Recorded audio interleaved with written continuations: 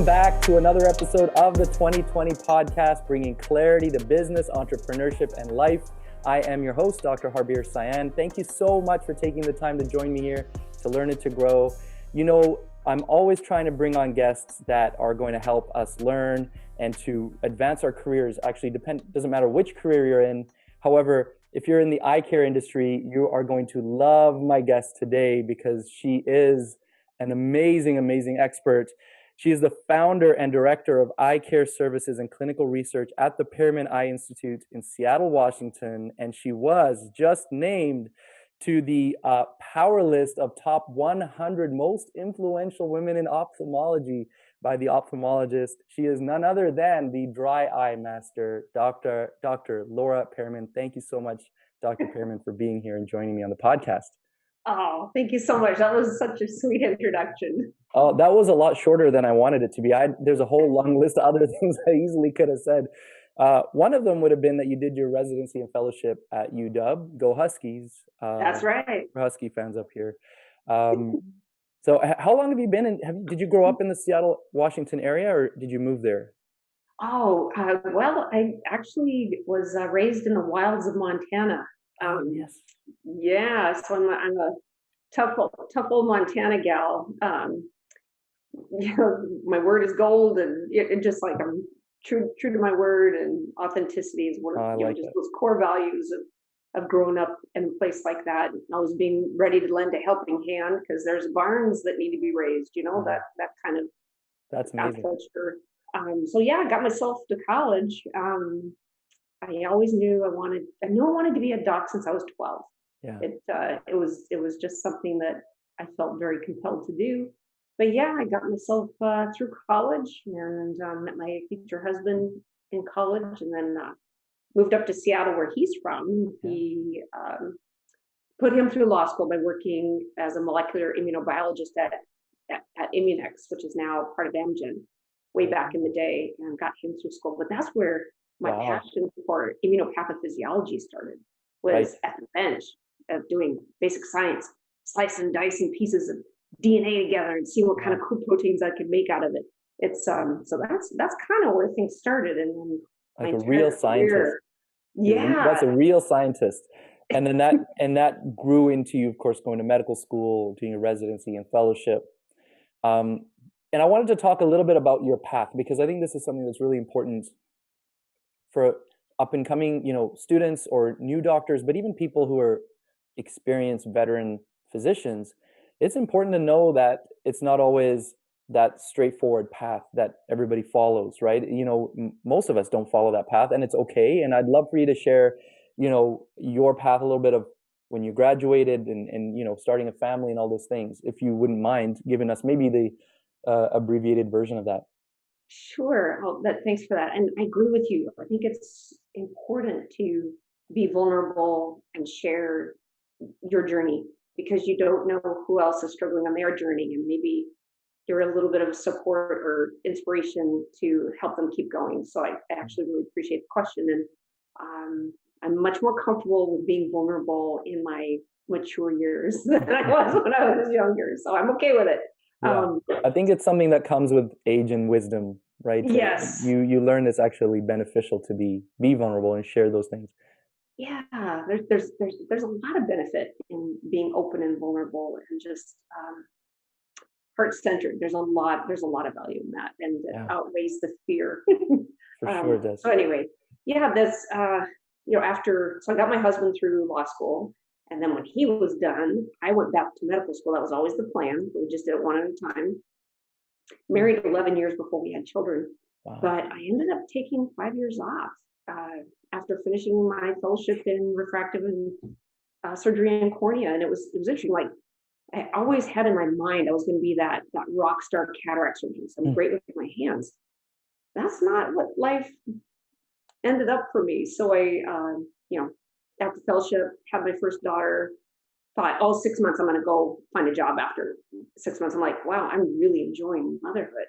This is really important. And I think I want to stay a little longer. And that turned into 5 years. That's awesome. And I was terrified to go back to work. I thought to myself, do I even remember how to drive a slit lamp? I was so afraid. But a family friend had a small boutique practice out in Redmond, Washington. Family friend, optometrist. And he's like, "Hey, Laura, do you want to like come work one day a week? You know, if you can maybe find a nanny, you can come fill in. I can learn how to fly like I've always wanted to do." I'm like, "That sounds awesome." That's And cool. so that's one of the reasons why I'm so OD friendly is I think there's a lot of room for collaboration and sharing of care and sharing of resources in Yeah. order to provide awesome care for patients. So yeah, I worked part-time for the longest time and then had a series of lemony snicket unfortunate events. um, I was diagnosed with breast cancer 10 years ago, Wow. and my anniversary is April 6th. Woohoo! Wow. We're good. We're good. That's amazing. Just a But yeah, couple days that from was now. quite the detour. And then between that surgery and the treatment and all the reconstructions and between all of that, Yeah. tried to increase the amount I'd worked, but didn't quite work. And a couple of major car accidents. Oh my goodness. And yeah, and then I got thrown from a yellow banana boat. That's kind of a separate story. Like I remember flying through the air like a human frisbee. Oh, Oh this my is gosh. going to end well. Poosh.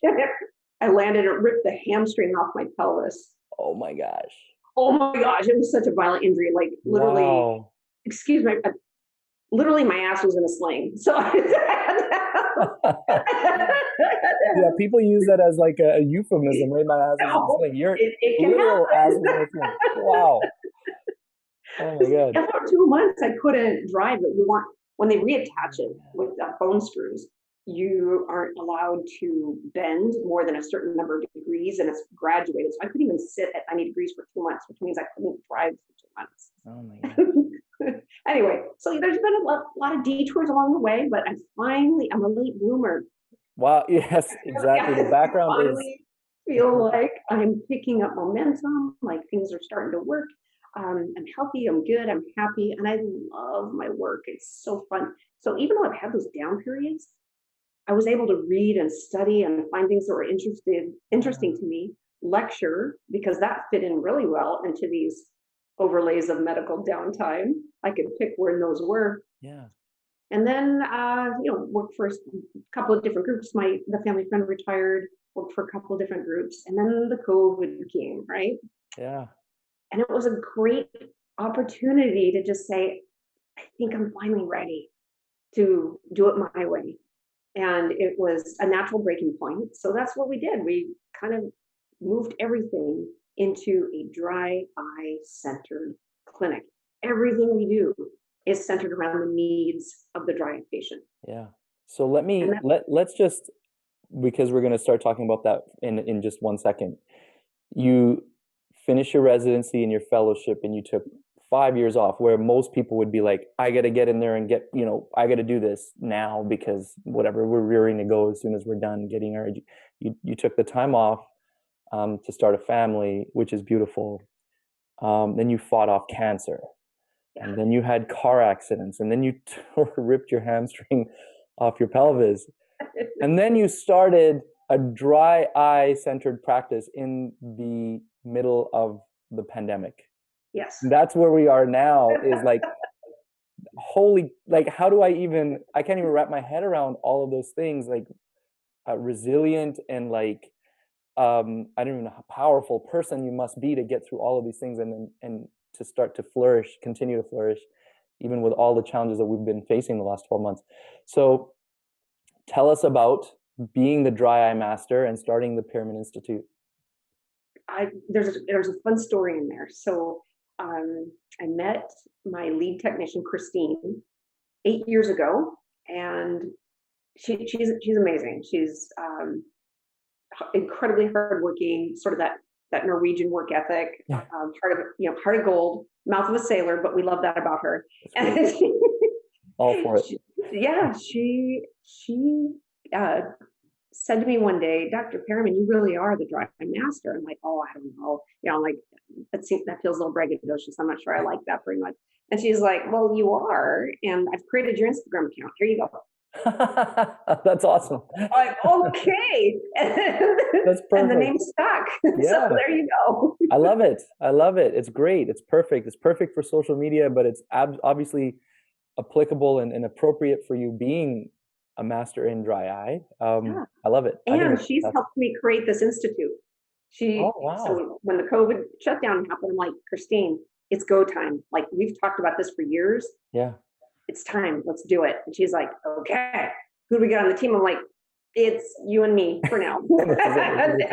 and then we're going to bring on Raquel as soon as possible. She's my incredible licensed master esthetician, clinical research coordinator.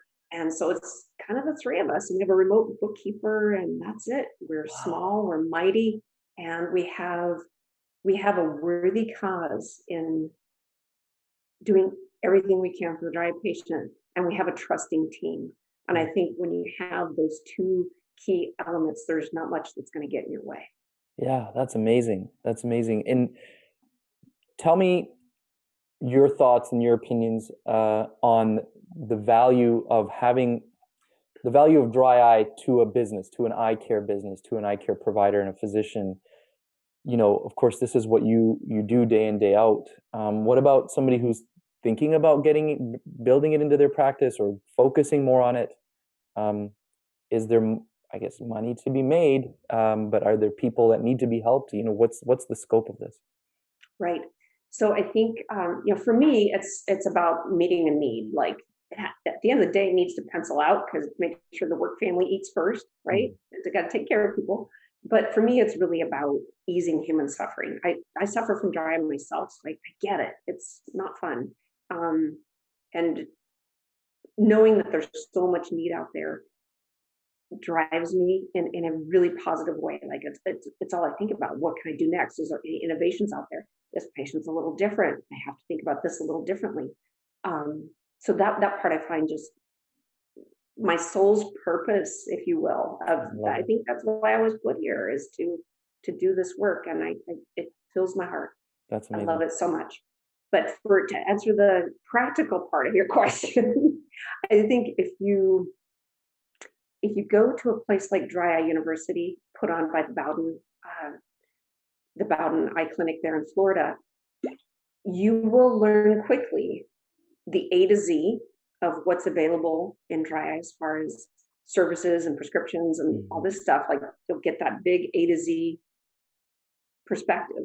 But also Patty Barkey, who's a friend of mine, she does a brilliant job of showing you how the business part of it works. So rather than reinventing the wheel and being worried that you're missing opportunities or not counting the investment trajectory and the payoff, or paying off your investments, all those sorts of things, just go to Dry Eye University at some point and really just listen and be a sponge. I had the good fortune of being a guest speaker there on several occasions. Great. And some of the other guest speakers would be like in and out. I'm like, I'm sticking around because there's a lot of good stuff to learn here. Yeah. And so I have to credit Dry Eye University and Patty Barkey for helping me learn the financial part, because I'm a clinician scientist. I'm a medical doctor. I'm not a business person. I have to learn to be if I'm going to survive, but that's not my primary focus. Right. It's just a necessary component. Which is, well, exactly. It is. And that's something that I find is such a common theme. I suppose I haven't heard it so much from ophthalmologists as I have, because I spend more time talking to optometrists, but we're trained to be medical practitioners in some form or another, and not business people. But it's great to know that there's resources out there that would help us. And shout out to my man Jerry Robin over at Bowden Eye Institute as well. I love him. I was very fortunate to cross paths with him when I was doing one of my clinics in Florida. So big shout out to them. Now, you touched on this a little bit, the psychology of dry eye for the patient. I read somewhere, or the effect of quality of life dry eye has on a patient. And I read somewhere that some patients had rated it as high as having a severe attack of angina. That's how bad their dry eye can be sometimes, or how badly it affects their quality of life. That seems like maybe a little bit on the extreme side, but do you find that is that what a lot of your patients, or at least some of your patients, are experiencing? Their quality of life is severely diminished because of their dry eye symptoms? It can get that bad. It very much can. It's not, and I'm sure you've experienced this, it's not out of the realm of possibility to have a patient who's suicidal out of their symptoms and their misery from it. And we need to prevent that and catch it earlier so that doesn't happen. So there's still a lot of, you know, peer-to-peer connections to be made of helping each other diagnose this earlier, take charge earlier, and help prevent that tanker ship from crashing into the rocks. So I think there's awareness that's growing, incredible educational platforms like the Canadian Dry Eye Summit. These are, and they also have a financial part, because I know that the business part in Canada is a little different than the US part. But yeah, it has to, like, we all want to help. We're helpers. Clinicians are helpers. We're doctors, right? But you also need to layer in this like mental health piece and helping patients with their anxiety and depression and learning to ask about it. Not everybody is going to be forthcoming about it. I think you need to have a radar for it, especially in family systems. This is pre-COVID, of course, because now like we limit the number of people in the room. But these family systems would come in and you'd see the patient and how much they're suffering. And sometimes the partner was super dialed in, and sometimes they weren't, like a little tired of hearing about it. And this is one of the challenges of any kind of chronic disease, is the impact on family systems and support systems. And it can be really powerful to just be aware of that and have compassion for it. It's just a simple metric of, sitting alongside the patient, or sitting with the patient and the partner, not at opposite ends, but like more like in a circle, and just say, I see your suffering. This is very real. It can ruin your day and make it really hard on the family. And then to just watch them all go, and we can help. Oh my God. Yeah. Right. And just getting everybody on the same team. Like, it's like, I tried out for the cheerleading team, but I was really klutzy in high school, so I didn't make it. But but I'm having my chance to be a cheerleader now with my patients, and reaching out to your other colleagues in other specialties. Like, sometimes you really need to reach out to your psychiatrist that can prescribe these medications. I'm not super comfortable prescribing those things. So there's a multidisciplinary approach, and it's so rewarding to really touch that person's heart and let them know that you're there, that you're not going anywhere, and that you're a team moving forward. It can have a wonderful healing effect. Yeah, I bet. And I imagine the patient really feels like you see them, you feel them in that moment. I can imagine many of these patients, most, if not many of them, have just not necessarily been shrugged aside, but sort of said, "Oh, you have dry eye. Like, here's an eye drop. Like, okay, there you go." Not sat down and like, I see what you're going through, and let's deal with this on a deeper level. So it's amazing that you take the time to do that. But take the time to see, to hear, and to feel. Yeah. That's what, to me, that's what makes a good doctor. Right. And I want to touch on that last part, the field. And you've kind of alluded to it a couple of times. That heart-centered approach. I'm curious because, I don't know if a lot of doctors take that heart-centered approach, and I wonder if you could share with us what that means and what somebody could do to start to take that type of approach. Oh my gosh, that's an awesome question. I think it starts with our training. I think with our training, the MO is toughen up, buttercup, and just, pick yourself up and keep going. And, I think it's a mistake to treat human physicians, human doctors, human optometrists as cogs in a wheel, cogs in machinery. We're human beings. We do have feelings. We do have needs. We need to have a sense of belonging and support, just like anybody else. And so I think that that old way of forcing us or teaching or modeling, even force your emotions to the side, stuff them down, don't talk about them, I think is passe. I think it's somewhat dangerous because when you ignore big feelings, they can bottle up and they can spill out sideways and affect other parts of your life. Addiction problems, sleep disorders, family system stresses, happiness issues, anxiety, depression, suicide happens in very high levels in the medical field. Yeah.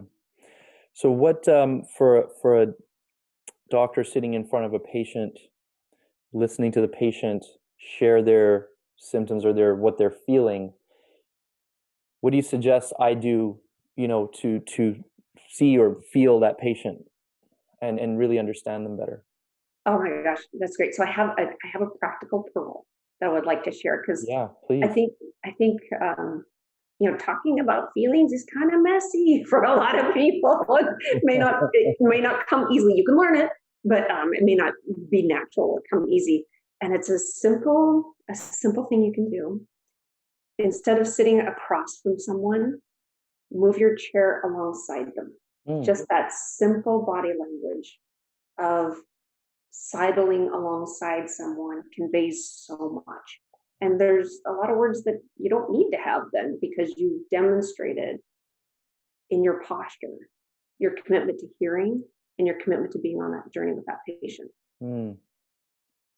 Yeah, that's a nice tip. Actually, I think we're so used to sitting across, doctor patient face to face, kind of getting a little closer to the side there, that definitely would feel very different. Feels very different, even for the doc.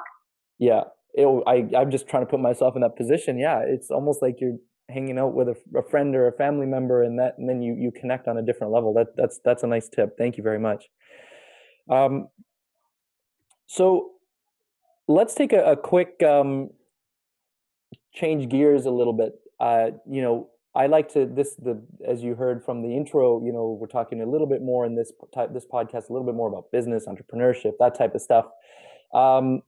But it'd be when you have the dry eye master, it's hard not to talk a little bit about clinical stuff. One thing I wanted to touch on, you have this fun acronym, and you talk about the beauty and the bestow.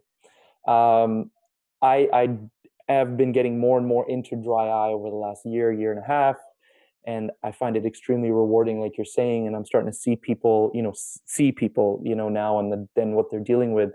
So I've connected with what you're saying. What you're saying resonates, but it's a tough condition to treat. Like, it's frustrating sometimes. It's stubborn, and you have this acronym that helps to kind of break it down. I'd love if you could share, the story of the bestow and what it is, what it means. Sure.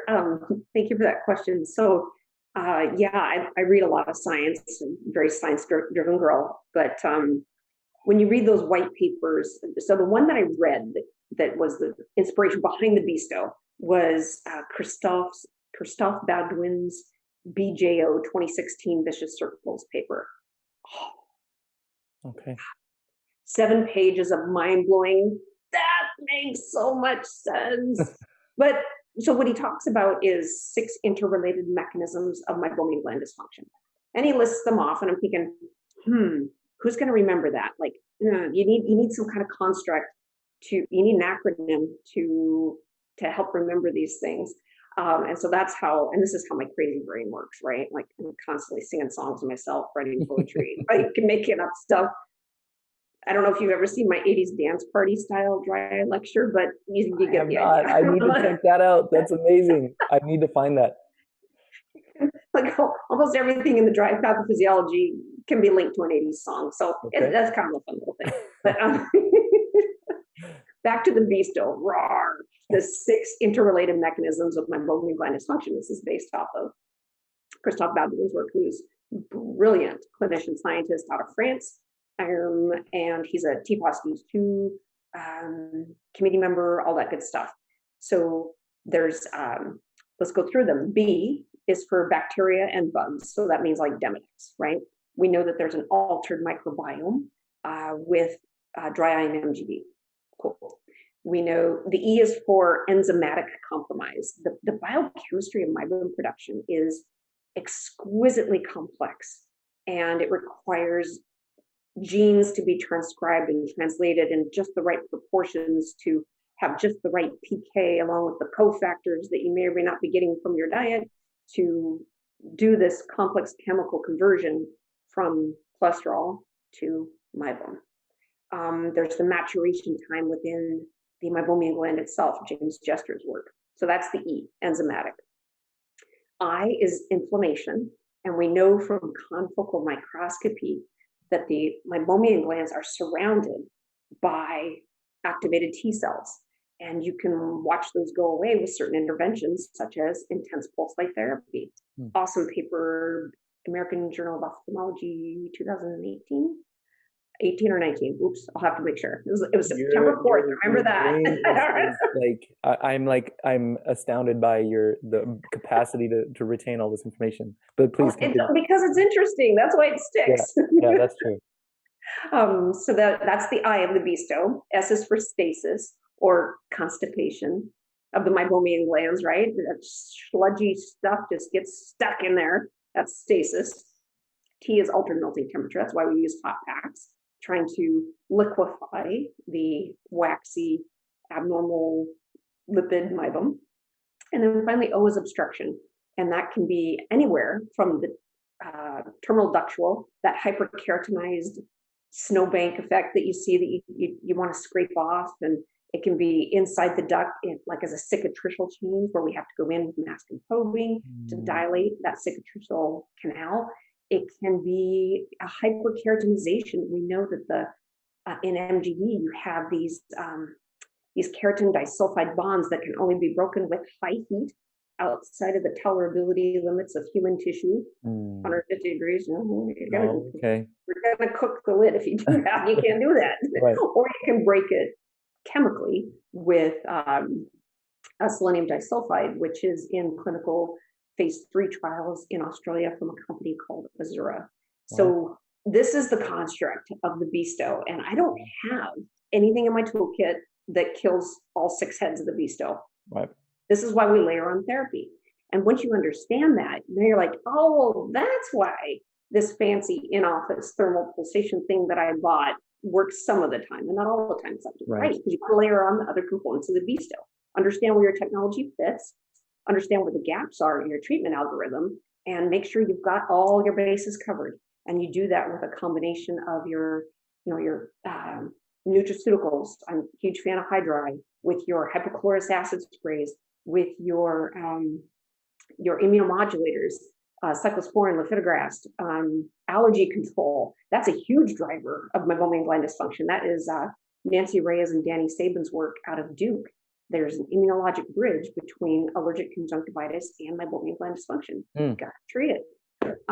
My fellows wrote an article for contact lens periodical. I think it's Contact Lens Spectrum. It's coming out next month, I think. And I helped them develop this article looking at the landscape of allergic conjunctivitis, and they did such a good job. I'm so proud of my fellows. That article is coming out next month, and hopefully that'll help to explain that whole immunologic bridge story a little bit more. I talk about it a lot in my review paper. I had 2 review papers last year on cyclosporin mechanism of action and lifitegrast mechanism of action. That's amazing. So, that was a long-winded answer. Sorry. No, that's great. Well, to recap then, and I hope everyone's taking notes who's listening here. To recap, besto is B for bugs, E for enzymatic, I for inflammation, S for stasis, T for temperature, and O for obstruction. And those are the 6 heads of the besto, right? So you're talking about this beast that we have to slay, that is dry eye, that is MGD.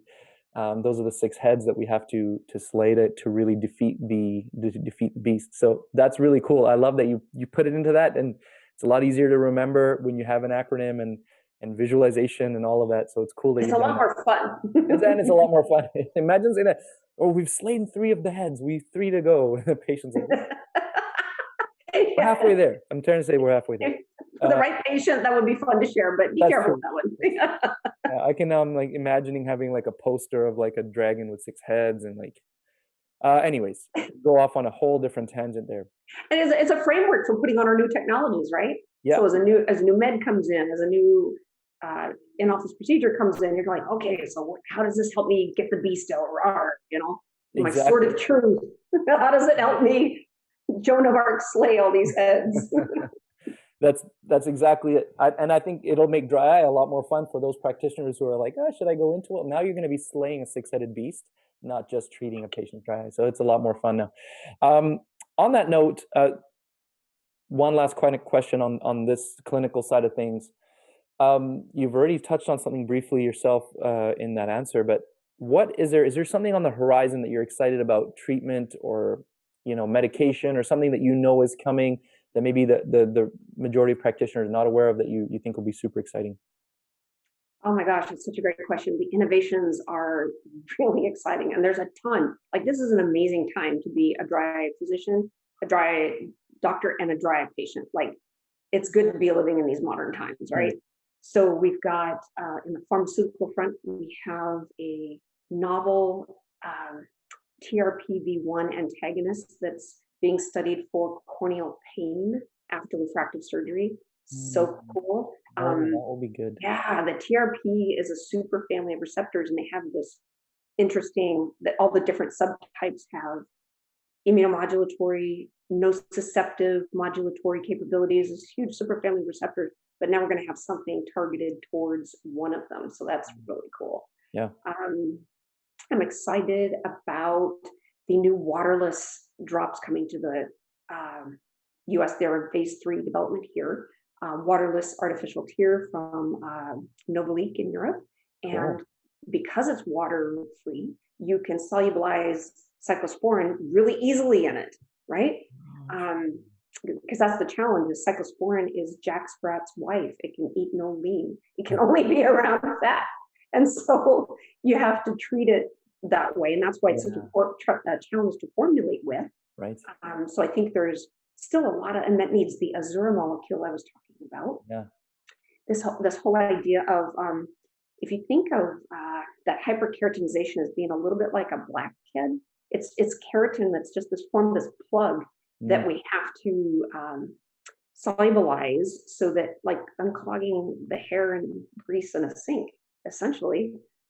So having something to break that down so that things can flow, I think we'll be seeing more. Like what's that? So it's like Drano for MGD. I'm sorry, that's kinda, but yeah. Don't use Drano on your eyelids. We're not recommending that, but we can release that hairball that's surrounded by fat. That'd be great. Yeah. Awesome. I think you're going to see a lot more home therapies, home devices coming to the fore. We're excited about those as well. Let's see, what else am I super excited about? The pharmacologics, the home devices, the emphasis on nutraceuticals is coming back around. I think people have a renewed interest in health. And I think I've found that myself is practitioners and patients alike have this more they're more interested in this sort of holistic approach. What's the best sort of complete strategy for this, not just eye drop, not just treatment, like how do I just feel better and how am I going to be more healthy? So that's good to hear, and those are all exciting things. I didn't know about any of those. And neural stimulation, that's coming to Canada soon. Neural stimulation, yes, I've seen. We've participated in the phase 3 FDA trials for the eye tier, and it's cool. Like, I use that thing clinically all the time. It's fantastic.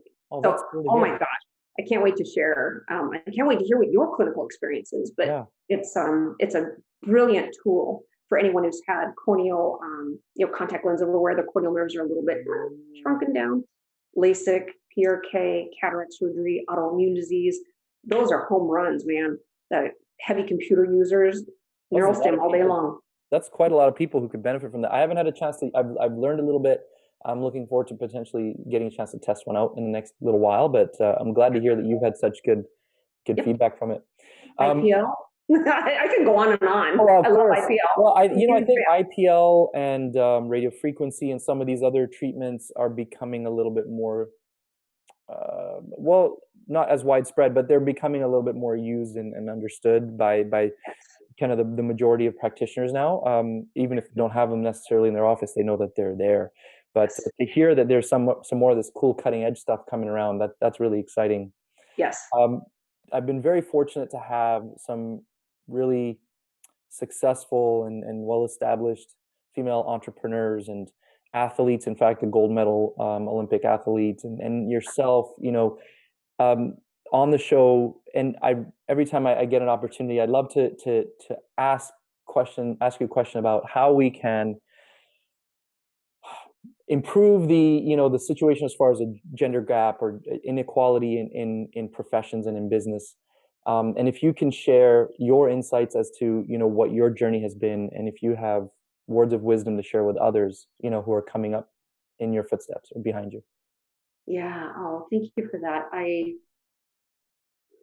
Even though I trained in an era where the gender inequality was pretty blatant, it's still there. It's just less blatant. So I think there's still a lot of room for growth. Even in my 50s, I'm still dealing with gender bias stuff, not on an infrequent basis. So it's okay to acknowledge it. It's okay to kindly point it out and ask for everyone to do a little better. But I will say that the younger generation, I love mentoring and speaking with them because they've got an equity mindset baked in. They're already wired that way. And I find that it gives, the future looks bright. We've got so many incredible leaders coming up, and they have that equity mindset. So I think it's going to take a generational shift, and for people that are afraid of equity things, just for them to see that just because other people are getting more doesn't mean that there's less for you. There's enough for everyone. And so taking on that abundance mindset, that growth mindset, then people aren't so afraid of losing everything. It's not a zero-sum game. It's a endless possibility if you think in the infinite. What's possible? Yeah, absolutely. I love that. And applying that mindset to that specific topic is actually really valuable, I think, as well. Thinking of it as this infinite game, as you were talking about earlier, and having this abundance mindset can be beneficial in all aspects, and definitely when we're talking about gender equality as well. I think that is, in some cases, the fear. People who want to maintain the status quo are afraid that they're going to lose what they have, and that's not necessarily the case. In some cases it might be, but hopefully it's just for the better overall, for the greater good anyways. Greater good. So I wanted to shift to at the end of every podcast, I have two questions I like to ask every guest. But before we get to those, I have 5 quick kind of rapid fire questions for you. If you're ready, we're going to try and do this 1 word to 1 sentence, kind of as quick as you can fire them off. Okay. Hit me. All right. If there was an eye drop apocalypse and there was only 1 eye drop you could save, what would it be? Only 1 eye drop I could save? Mm-hmm.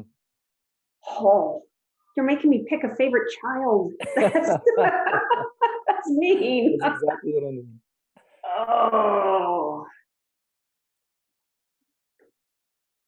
Oh, this is making me uncomfortable. Okay, all right, Oh, I'm gonna do it. I'm sorry if that was No, in a good way. In a good way. I'm like, it's forcing me to. Yeah. That's a really hard question. And be like, Dr. Periman, you didn't talk about my eye drop. One of your reps. I know exactly. Can I flip it just a little and say what I would want to keep in my ideal eye drop? Sure. Let's do that. You're very generous. Thank you. And then we can deduce from that which drop you're maybe referring to. Go ahead. That's awesome. So I think it needs to have a little bit of hyaluronic acid, a little bit of trehalose for preventing autophagy, right? And to help prevent the conversion from innate to adaptive immunity. It needs to have cofactors, needs to have a little bit of glycerin, and it needs to be preservative free. Okay, good. That's the eye drop. if that's on your shelf, you're going to save that during the eye drop apocalypse. Who was the Great question. who was the biggest influence on you early in your medical career? Oh, that's easy. Douglas Powell, internal medicine. I was a med student at the height of the HIV/AIDS epidemic before we had highly active antiretroviral therapy. And these incredible people would be dying of very strange diseases because their immune systems were gone. And my mentor, Douglas Powell, the most inspired physician I've ever encountered. He approached everyone with compassion and care and teamwork. And I think I picked up a lot of things from him, just that simple act of sitting beside someone and conveying that compassion, and I'm here for you. Oh, wait, this is supposed to be rapid fire. Sorry, fine, Douglas Powell. No. I'm going to edit right there. I'm going to assume the first time you said his name, no, I'm just kidding. That's a good answer. I'll let it be. All right. Biggest lesson you have learned from COVID? If you're handed a bushel full of lemons, make lemonade. I love it. Start a business in the middle of the pandemic. What's the biggest publication you have been featured in? Ooh, biggest publication. You mean like published papers? Sure, or if somebody wrote about you somewhere, whatever, either way. Oh, well, those are, I will say that I'm absolutely floored to be on the Ophthalmologist Power 100 list. That is incredibly meaningful to me. Yeah, incredible. And congratulations. What an achievement. That's amazing. And well-deserved. Please, I'm sure everybody who's listening or watching agrees it's well-deserved. And finally, if you were not a medical doctor, and I know you said you wanted to be one since you were a kid, but if you weren't, what would you be? I'd be an actor. I knew it. And a good one, too. Oh, thanks. All right. And then the final two questions, these can be a little longer if you wish. The first one is, if we could hop in a time machine and head back to a point in your life where you needed some advice, maybe a difficult point. You can share that moment of what actually was happening. You don't have to, but if you'd like to, you can. But more importantly, what advice would you give to yourself at that time? It would have been, as a med student, I went through a very dark period of depression. It was very intense. I had wonderful friends, but depression is a kind of a private journey sometimes. And I would go back and say to myself, just try looking at it in a different way. Yeah. That's powerful advice, I think, for somebody who's going through something that difficult, but also I think maybe just in everyday life that might be helpful for us in a lot of situations, right? Maybe just try looking through it a different lens or looking at it a different way. Thank you for sharing that, and thank you for sharing that that time as well. And the last question is, everything that you've achieved to becoming the dry eye master on this list of top 100 women in ophthalmology and everything else, how much of it would you say is due to luck and how much is due to hard work? I will say neither. It's about friendships and community. There's no way I'd be anywhere without friendships and community. Okay, great. Going off the grid. I like it. That's what I do. That's awesome. Well, Dr. Periman, can you tell us where we can find you, whether online or social media? Where can we find you? Where can we connect with you? And any final words that you'd like to share with us before we wrap up? Sure. So my website is dryeyemaster.com. It's got two portals, one for patients, one for clinicians. It's got all kinds of interesting stuff, upcoming clinical studies, some really nice cases. We've got a photo gallery of cases, little blurbs, articles I've written are all on there. I hope you enjoy it.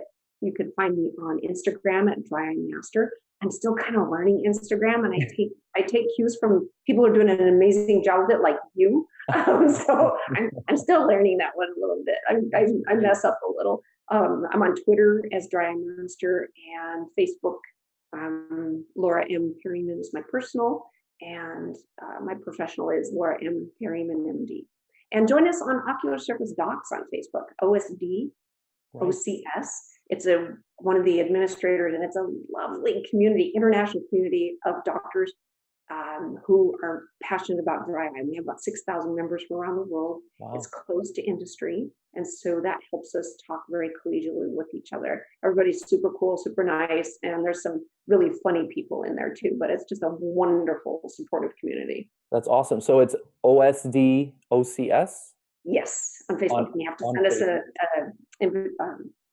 a request to join, and then just fill out the questions so that we know that you are indeed a clinician or a staff member, and you're involved in eye care. Right.